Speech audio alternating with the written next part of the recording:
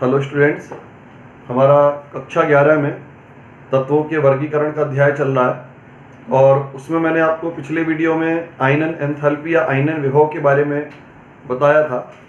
तो आज हम जो है आपको आयनन विभव को प्रभावित करने वाले कारकों के बारे में बताने जा रहे हैं। तो आज का हमारा टॉपिक है आयनन विभव को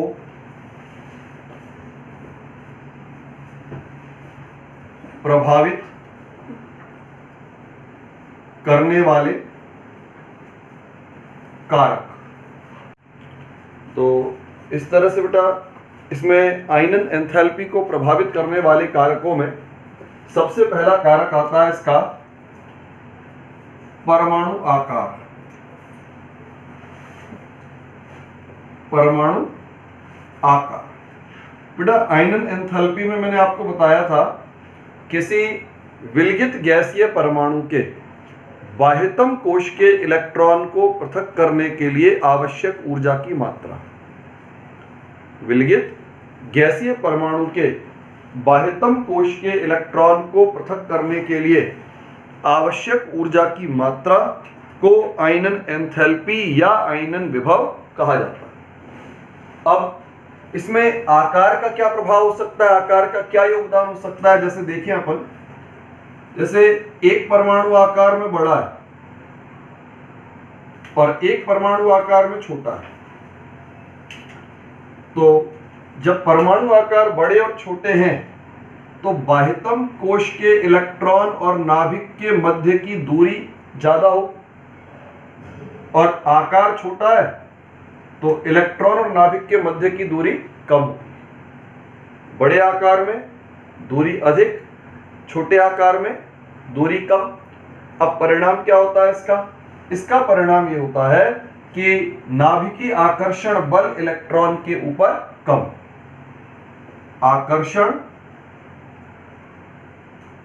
नाभिकीय आकर्षण बल इलेक्ट्रॉन पर कम लगेगा, अर्थात इलेक्ट्रॉन को पृथक करने के लिए कम ऊर्जा की आवश्यकता होगी। जबकि छोटा आकार है तो छोटे आकार का मतलब नाभिकीय आकर्षण बल अधिक। देखिए, नाभिकीय आकर्षण बल जो होता है इलेक्ट्रॉन और नाभिक के मध्य की दूरी के ऊपर भी निर्भर करता है। दूरी कम रहती है तो बल ज्यादा लगता है, दूरी ज्यादा होती है तो बल कम लगता है। तो नाभिकीय आकर्षण की अधिकता होगी, यानी इलेक्ट्रॉन मजबूत आकर्षण बल से बंधा हुआ होगा।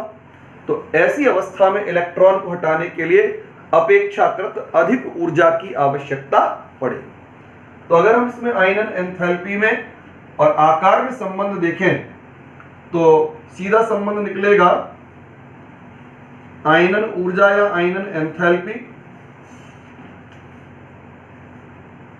इनवर्सली प्रोपोर्शनल टू आकार। छोटा आकार होगा तो आयनन ऊर्जा का मान अधिक, और बड़ा आकार होगा तो आयनन ऊर्जा का मान कम होगा। अब दूसरा कारक आता है बेटा प्रभावी नाभिकीय आवेश।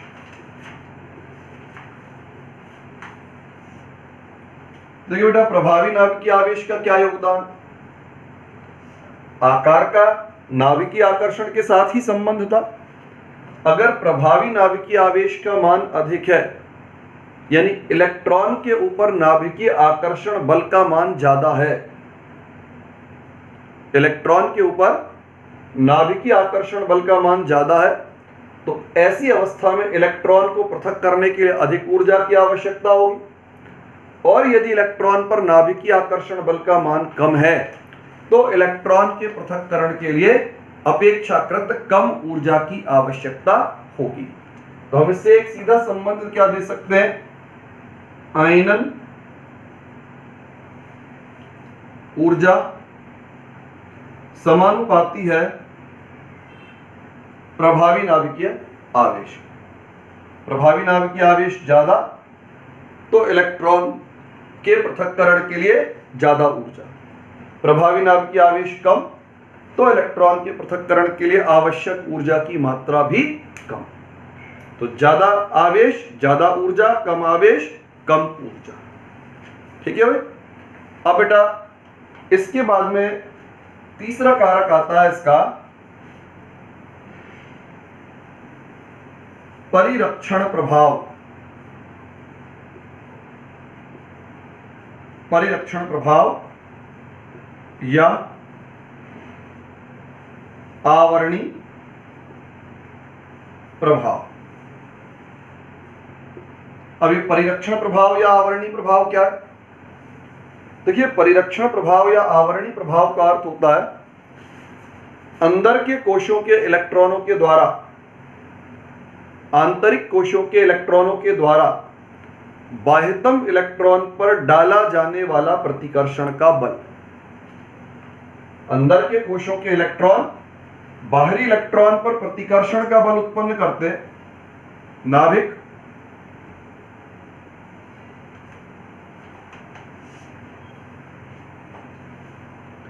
नाभिक है। अब क्या काम होगा? अंदर के इलेक्ट्रॉन इसको दूर हटाने का प्रयास करेंगे। अंदर के इलेक्ट्रॉन क्या करेंगे? दूर हटाने का प्रयास करते हैं। तो ये जो प्रभाव होता है इसको हम कहते हैं परिरक्षण प्रभाव या आवरणी प्रभाव। अब ये प्रभाव जितना ज्यादा होता है, नाभिकीय आकर्षण बल का प्रभाव इलेक्ट्रॉन पर कम हो जाता है। अगर परिरक्षण प्रभाव का मान बढ़ेगा तो इलेक्ट्रॉन पर प्रभावी नाभिकीय आवेश के मान में कमी होगी, और यदि इलेक्ट्रॉन पर प्रभावी नाभिकीय आवेश के मान में कमी होती है तो ऐसी अवस्था में इलेक्ट्रॉन का निकलना अपेक्षाकृत आसान हो जाता है। यानी इलेक्ट्रॉन के पृथक्करण के लिए आपको तुलनात्मक रूप से कम ऊर्जा देने की आवश्यकता होगी। तो यदि परिरक्षण प्रभाव ज्यादा है तो प्रभावी नाभिकीय आवेश कम, और प्रभावी नाभिकीय आवेश कम है तो ऐसी अवस्था में इलेक्ट्रॉन हटाने के लिए आपको कम ऊर्जा की आवश्यकता होगी, यानी आयनन ऊर्जा के मान में कमी आएगी। तो पहले तो हम संबंध देखें प्रभावी नाभिकीय आवेश में और परिरक्षण प्रभाव में।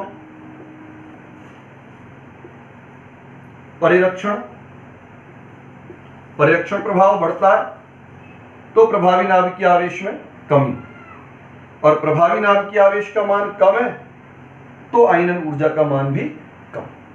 तो इस तरह से परिरक्षण प्रभाव या आवरणी प्रभाव जो है आयनन ऊर्जा या आयनन विभव के मान पर अपना प्रभाव रखता है। फिर बेटा अगला कारक आता है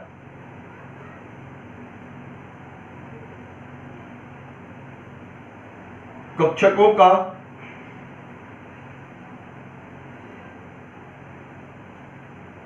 तो चौथा कारक आता है बेटा कक्षकों का भेदन प्रभाव।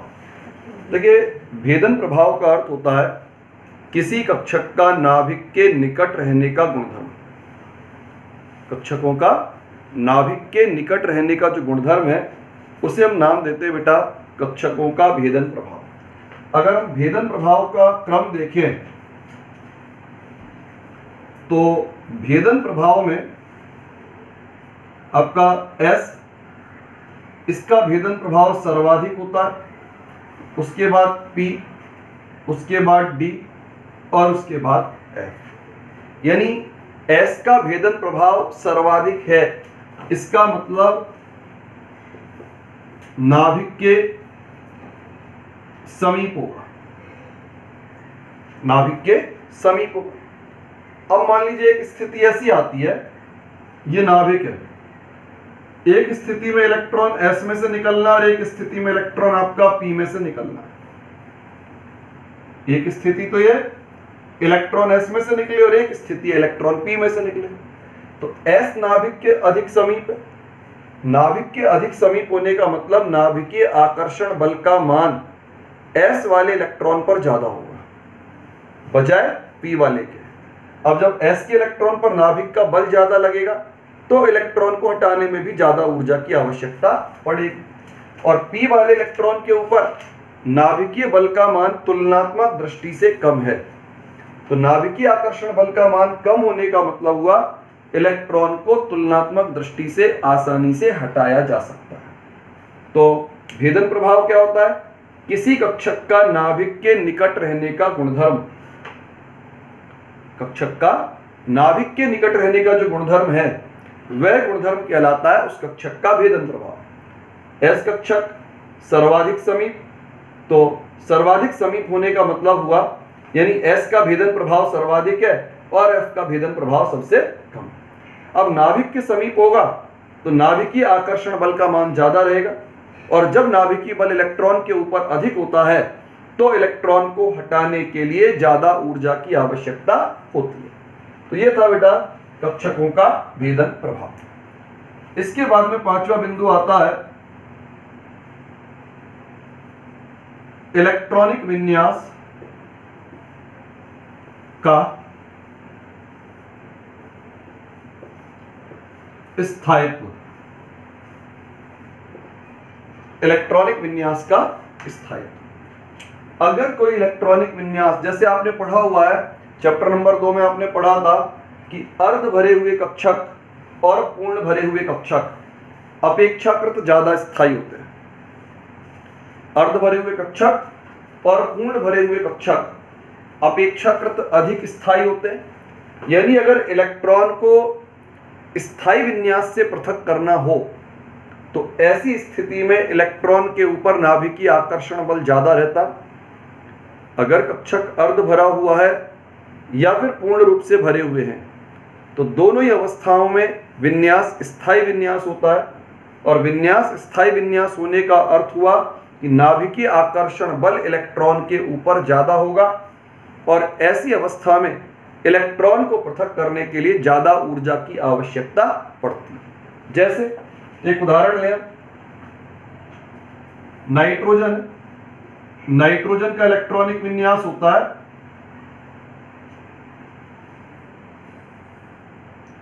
अब एस कक्षक में 2 इलेक्ट्रॉन और पी कक्षक में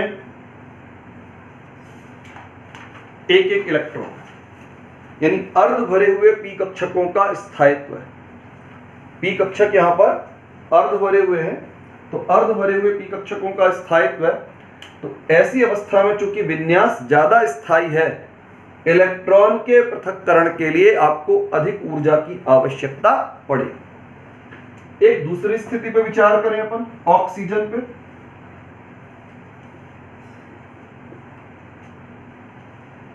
देखिए एस में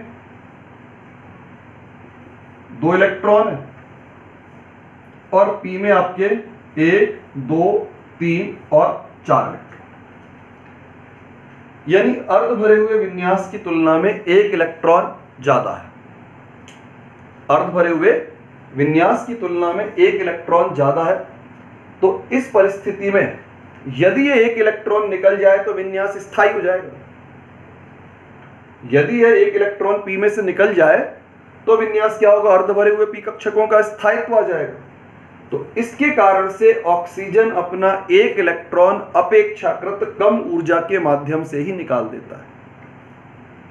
यानी ऑक्सीजन के आयनन विभव का मान थोड़ा कम हो जाएगा। क्यों कम हो जाएगा? क्योंकि विन्यास अर्ध भरे विन्यास से 1 इलेक्ट्रॉन अधिक रखता है। अगर ये एक अधिक इलेक्ट्रॉन बाहर निकल जाता है तो अर्ध भरे कक्षकों का स्थायित्व, और अर्ध भरे कक्षकों के स्थायित्व को प्राप्त करने के लिए इलेक्ट्रॉन को तुलनात्मक रूप से आसानी से निकाला जाता है। तो इस तरह से हम यहाँ पर आयनन विभव को प्रभावित करने वाले कारकों का अध्ययन कर चुके हैं। एक कारक हमने बताया परमाणु आकार। आकार छोटा है, आयनन ऊर्जा अधिक है। आकार बड़ा है, आयनन ऊर्जा का मान कम है। प्रभावी नाभिकीय आवेश, नाभिकीय आवेश का मान ज्यादा होगा, इलेक्ट्रॉन को पृथक करने के लिए अधिक ऊर्जा चाहिए, और आवेश कम है तो पृथक करने के लिए कम ऊर्जा चाहिए। परिरक्षण प्रभाव, यह प्रभावी नाभिकीय आवेश से ही संबंधित होता है। अगर परिरक्षण प्रभाव ज्यादा है तो प्रभावी नाभिकीय आवेश कम है, और अगर प्रभावी नाभिकीय आवेश कम होगा तो आयनन ऊर्जा का मान कम होगा। परिरक्षण प्रभाव का मान कम, प्रभावी नाभिकीय आवेश अधिक। प्रभावी नाभिकीय आवेश अधिक तो आयनन ऊर्जा भी अधिक। भेदन प्रभाव का अर्थ बताया किसी कक्षक का नाभिक के निकट रहने का गुणधर्म। एस कक्षक की ऊर्जा कम होती है, यानी एस कक्षक नाभिक के सबसे निकट रहता है, और जब एस कक्षक नाभिक के निकट होगा तो नाभिकीय आकर्षण बल इलेक्ट्रॉन के ऊपर ज्यादा होगा। इलेक्ट्रॉन को पृथक करने के लिए तुलनात्मक रूप से ज्यादा ऊर्जा की आवश्यकता पड़ेगी। फिर विन्यास का स्थायित्व, अगर विन्यास अर्ध भरे कक्षकों का है या फिर पूर्ण भरे कक्षकों का है तो ऐसे विन्यास ज्यादा स्थायी होते हैं, और किसी स्थायी विन्यास से इलेक्ट्रॉन को हटाना हो तो आपको अपेक्षाकृत ज्यादा ऊर्जा की आवश्यकता पड़ती है। परंतु यदि आपके स्थायी विन्यास की तुलना में एक इलेक्ट्रॉन अधिक है, स्थायी विन्यास की तुलना में एक इलेक्ट्रॉन अधिक है, तो ऐसी अवस्था में इलेक्ट्रॉन के पृथक्करण के लिए अपेक्षाकृत कम ऊर्जा की आवश्यकता पड़ेगी।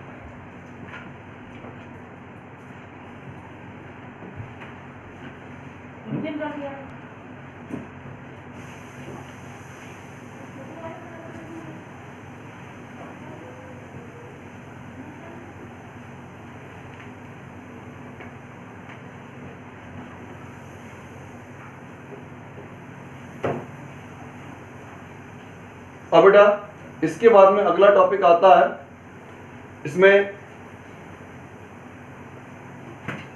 आयनन विभव में आवर्तिता। आयनन विभव में आवर्तिता, देखिए आयनन विभव में आवर्तिता का मतलब होता है आयनन विभव में किस प्रकार की क्रमिकता पाई जाएगी।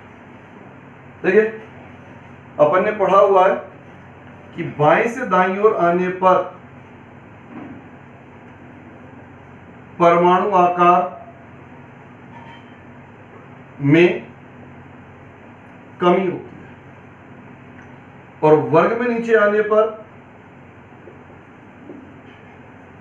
आकार में वृद्धि होती है।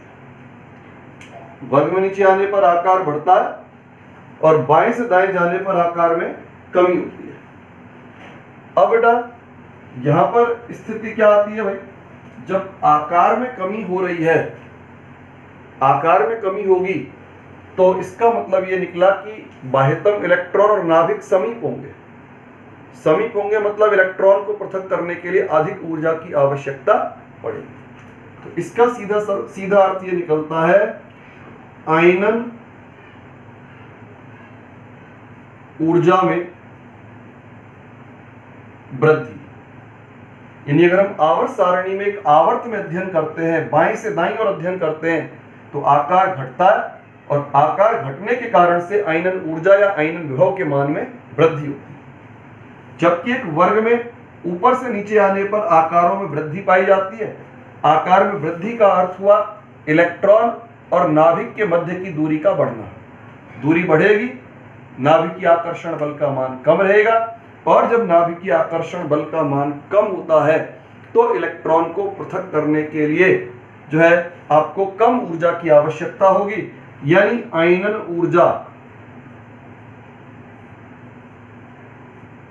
ऊर्जा में कमी हो। तो आवर्त में आयनन ऊर्जा का मान बढ़ता है, जबकि वर्ग में नीचे आने पर आयनन ऊर्जा के मान में कमी होती है। तो ये जो है आपके आयनन विभव की आवर्तिता है। अब देखिए आयनन विभव से संबंधित कुछ प्रश्नों को हम देखें अगर, तो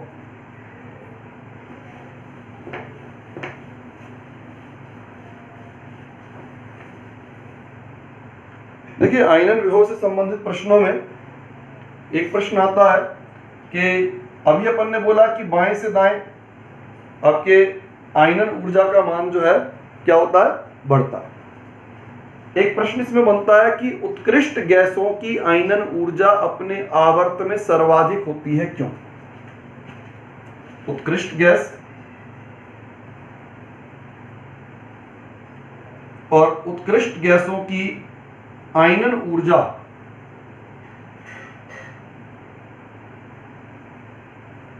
आयनन ऊर्जा आवर्त में सर्वाधिक।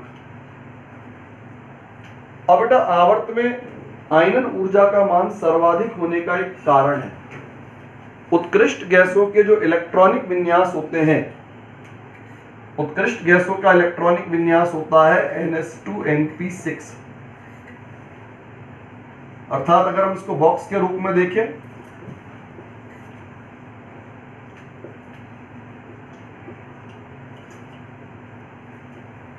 तो पूर्ण रूप से भरे हुए पी कक्षकों का स्थायित्व, यानी विन्यास कैसा हो गया, एक स्थायी विन्यास है। और जब विन्यास हमारा एक स्थायी विन्यास होता है तो इलेक्ट्रॉन हटाने के लिए आपको तुलनात्मक रूप से अधिक ऊर्जा की आवश्यकता पड़ती है। यदि विन्यास एक स्थायी विन्यास है तो आपको इलेक्ट्रॉन को पृथक करने के लिए अपेक्षाकृत ज्यादा ऊर्जा की आवश्यकता हो। तो इसके कारण से इसमें आवर्त में किसी उत्कृष्ट गैस की जो आयनन ऊर्जा होती है वो हमेशा सबसे अधिक पाई जाती है। अब बेटा देखिए एक और इसका प्रश्न बनता है,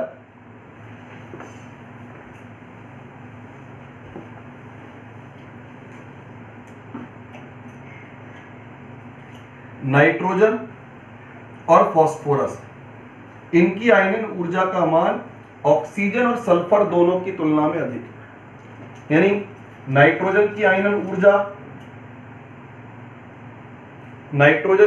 ऊर्जा ऑक्सीजन से ज्यादा और फास्फोरस की आयनन ऊर्जा का मान सल्फर की तुलना में ज्यादा होता है। क्यों? देखिए इसे हम जो है इलेक्ट्रॉनिक विन्यास के आधार पर स्पष्ट कर सकते हैं। कैसे? देखिए नाइट्रोजन का इलेक्ट्रॉनिक विन्यास है 1s2 2s2 2p3 और ऑक्सीजन का इलेक्ट्रॉनिक विन्यास है 1s2 2s2 2p4।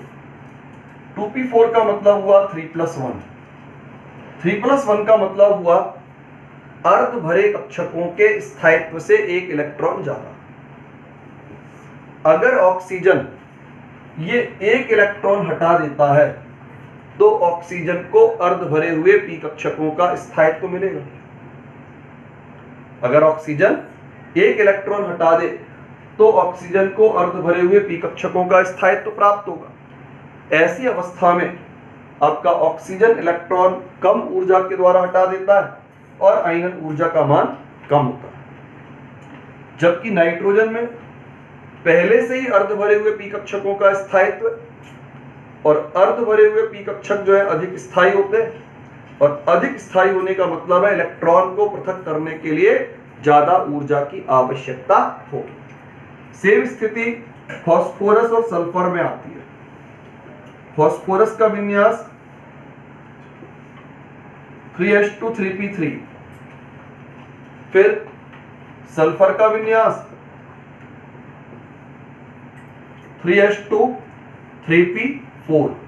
3p4 का मतलब 3+1, यानी सल्फर में भी अर्ध भरे हुए पी कक्षकों की तुलना में एक इलेक्ट्रॉन अधिक है। सल्फर में अर्ध भरे हुए पी कक्षकों की तुलना में एक इलेक्ट्रॉन अधिक है। तो इसका अर्थ ये निकला कि अगर ये इलेक्ट्रॉन निकल जाए तो अर्ध भरे पी कक्षकों का स्थायित्व आएगा, तो ये इलेक्ट्रॉन अपेक्षाकृत कम ऊर्जा के द्वारा हटा दिया जाएगा, यानी आयनन ऊर्जा कम। लेकिन फास्फोरस में पहले से ही अर्ध भरे हुए पी कक्षकों का स्थायित्व, पहले से ही अर्ध भरे हुए पी कक्षकों का स्थायित्व है, तो इलेक्ट्रॉन को पृथक करने के लिए कम ऊर्जा की अधिक ऊर्जा की आवश्यकता होगी और अधिक ऊर्जा की आवश्यकता के कारण से इसके आयनन विभव का मान सल्फर के आयनन विभव की तुलना में अधिक हो जाता है।